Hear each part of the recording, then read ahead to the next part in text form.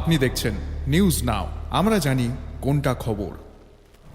Smart meter প্রত্যাহার এবং দীর্ঘদিনের পানীয় জলের সমস্যার সমাধানের দাবিতে সোমবার অমরপুর রাংকাং এলাকায় পথ অবরোধে সামিল হলেন গ্রামবাসীরা।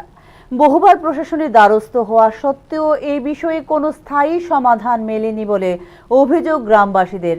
বারবার সংশ্লিষ্ট দপ্তরে অভিযোগ জানিয়েও বাস্তবে কোনো কাজ হয়নি। বিশুদ্ধ পানীয় জলের অভাবে কাটাতে হচ্ছে দুর্বিষহ জীবন, অভিযোগ করেন গ্রামবাসীরা।